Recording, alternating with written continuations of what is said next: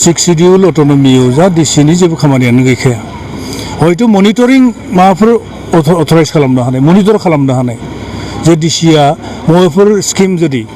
डेभेलपमेन्टेल स्किमनि बेफोर साक्सेस जादोंना जायाखै खामानिफोरा मोजां जादोंना जायाखै बेखौ हयथ' भिजिल खालामनो हानाय मनिटर खालामनो हानाय खिन्थु एक्सेप्ट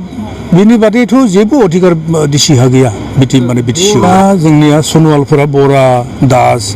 सयखिया बरुवा हाजरिकाबो लिरो आरो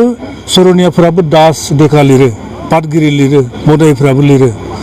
गतिके उपाधिया गेदेरख्रं नङा माने बे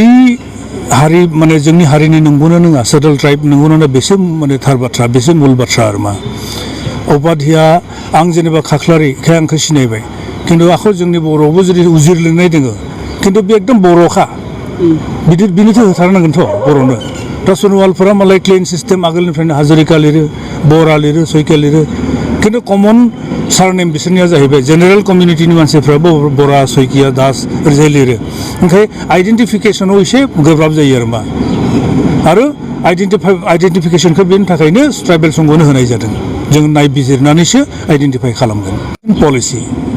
प्लेन्स ट्राइबआव जा प्लेन्स ट्राइबेलनो 10% रिजार्भेसन होनांगौ आरो 10% एसेम्बलि सेगमेन्ट बा पार्लियामेन्ट सेगमेन्टआ रिजार्भ जाथारनांगोन जेरावहाय ट्राइबेल पपुलेसन बांसिन बेखौ ट्राइबेलनि थाखाय रिजार्भ खालामनांगोन जोंबो मोनसे हमवर्क खालामगासिनो आरो जोंबो इलेक्सन कमिसननो डिमान्डखौ खालामगोन